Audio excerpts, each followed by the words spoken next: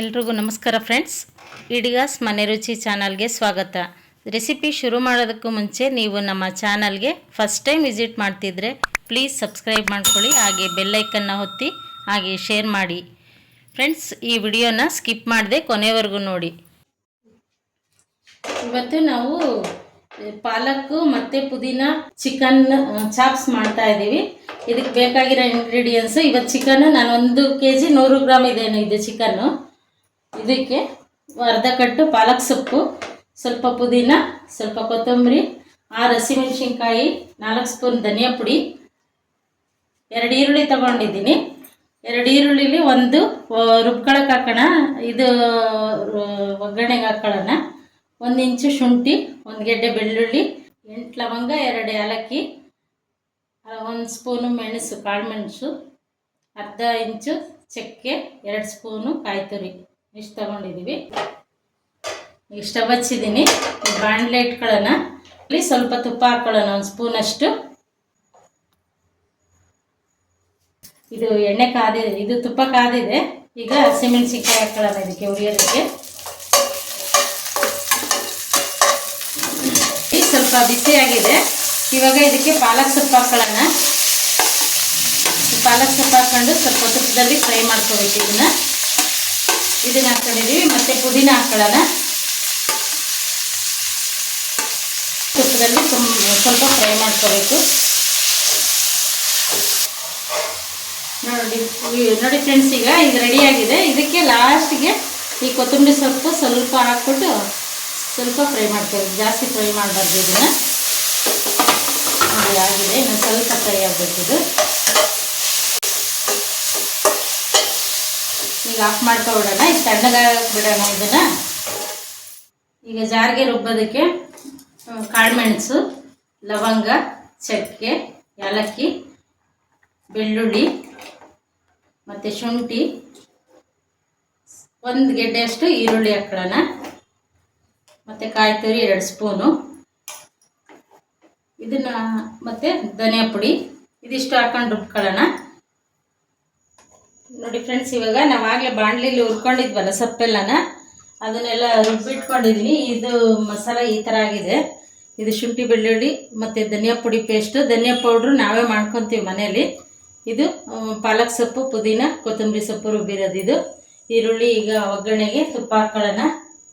ಒಂದು 5 ಸ್ಪೂನಷ್ಟು ತುಪ್ಪ ಹಾಕ್ಕೊಳ್ಳೋಣ. ಸ್ವಲ್ಪ ತುಪ್ಪ ಕಾಯಲಿ. ಇದು ತುಪ್ಪ ಕಾದಿದೆ. ಇವಾಗ ಇದಕ್ಕೆ ಈರುಳ್ಳಿ ಹಾಕ್ಕೊಳ್ಳೋಣ. 1 ಈರುಳ್ಳಿ ಹೆಚ್ಚಿಟ್ಕೊಂಡಿರೋದನ್ನು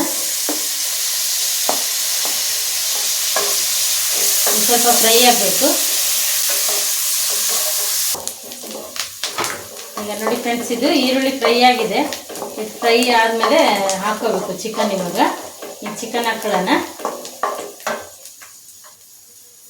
ಉರಿ ಸಣ್ಣ ಮಾಡ್ಕೊಂಡು ಹಾಕೊಳ್ರಿ, ಇಲ್ಲಾಂದರೆ ತಳ ಸೀದ್ಬಿಡುತ್ತೆ. ನೋಡಿ ಫ್ರೆಂಡ್ಸ್, ಇವಾಗ ರುಚಿಗೆ ತಕ್ಕಷ್ಟು ಉಪ್ಪು ಹಾಕ್ಕೊಳ್ಳಿ. ಯಾಕಂದರೆ ಈ ಸಾಂಬಾರೆಲ್ಲ ಚಾಪ್ಸು ನೋಡ್ಕೊಂಡು ಹಾಕ್ಕೊಳ್ರಿ. ಕಡಿಮೆ ಬಂದರೆ ಹಾಕ್ಕೋಬೋದು. ನಮಗೆ ರುಚಿಗೆ ಎಷ್ಟು ಬೇಕೋ ಅಷ್ಟು ಹಾಕ್ಕೊಳ್ಳಿ. ಕಲ್ಲಲ್ಲಿ ಉಪ್ಪು ಹಾಕ್ಕೊಳ್ಳೋದು ನಾನು. ಸ್ವಲ್ಪ ಬೇಯ್ಕೊಳ್ಳಿ. ಪ್ಲೇಟ್ ಮುಚ್ಚೋಣ, ಬೇಯ್ದು ಸ್ವಲ್ಪ.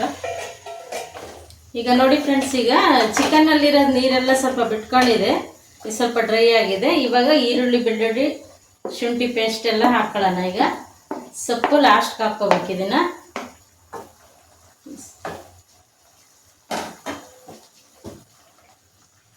ಇದು ಸ್ವಲ್ಪ ಕಲಿಸ್ಬಿಟ್ಟು ಮುಚ್ಚೋಣ. ಸ್ವಲ್ಪ ಈರುಳ್ಳಿ ಬೆಳ್ಳುಳ್ಳಿ ಪೇಸ್ಟ್ ಎಲ್ಲ ಚಿಕನ್ಗೆ ಕ್ಲೀನಾಗಿ ಅಂಟ್ಕೊಳ್ಳುತ್ತೆ. ಮುಚ್ಚೋಣ. ನೋಡಿ ಫ್ರೆಂಡ್ಸ್, ಈಗ ಶುಂಠಿ ಬೆಳ್ಳುಳ್ಳಿ ಪೇಸ್ಟ್ ಎಲ್ಲ ಹಾಕಿದ್ವಲ್ಲ, ಸ್ವಲ್ಪ ಇದು ಬೆಂದಿದೆ. ಇವಾಗ ಸೊಪ್ಪು ಹಾಕ್ಕೊಳ್ಳೋಣ. ಇದನ್ನು ರುಬ್ಬಿರೋಂಥ ಸೊಪ್ಪು, ಪಾಲಕ್, ಪುದೀನ,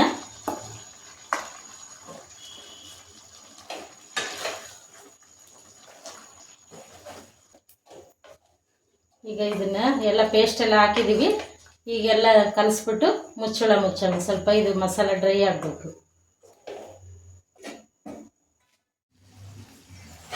ಈಗ ನೋಡಿ, ಇವಾಗ ತಳ ಬಿಟ್ಟಿದೆ ನೋಡಿ. ಈ ಥರ ಹಿಂಗಂದರೆ ತಳ ಬಿಡ್ತಾ ಇದೆ. ಮಸಾಲೆ ಎಲ್ಲ. ಇವಾಗ ನಾವು ಎಷ್ಟು ಬೇಕೋ ಅಷ್ಟು ನೀರು ಹಾಕ್ಕೊಳ್ಳೋಣ ಇದಕ್ಕೆ ಬೇಯೋದಕ್ಕೆ. ಒಂದೆರಡು ಲೋಟದಷ್ಟು ನೀರು ಹಾಕ್ಕೊಳ್ತೀನಿ.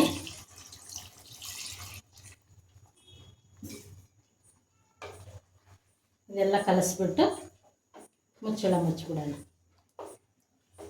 ನಿಮಗೆ ನೀರು ಎಷ್ಟು ಬೇಕೋ ನೋಡ್ಕೊಂಡು ಹಾಕ್ಕೊಳ್ರಿ. ತುಂಬ ಗಟ್ಟಿ ಬೇಕಂದರೆ ಗಟ್ಟಿ, ಚಪಾತಿ, ಮುದ್ದೆ, ದೋಸೆ ಯಾವುದಕ್ಕೆ ಬೇಕಾದರೂ ಯೂಸ್ ಮಾಡ್ಬೋದು ಇದನ್ನು. ಇಡ್ಲಿ ತುಂಬ ಚೆನ್ನಾಗಿರುತ್ತೆ ಈ ಥರ ಮಾಡಿ. ಸ್ವಲ್ಪ ಬೇಯಲಿ, ಇದು ನೀರು ಹಾಕಿದ್ದೀನಿ. ಇವಾಗ ನೋಡಿ ಫ್ರೆಂಡ್ಸ್ ಆಗಿದೆ, ಈಗ ರೆಡಿಯಾಗಿದೆ ಫ್ರೆಂಡ್ಸ್. ಈಗ ನೋಡಿ ಪೀಸು ಎಲ್ಲ ಎಷ್ಟು ಚೆನ್ನಾಗಿ ಬಂದಿದೆ. ಈಗ ಸರ್ವ್ ಮಾಡ್ತಾ ಇದ್ವಿ.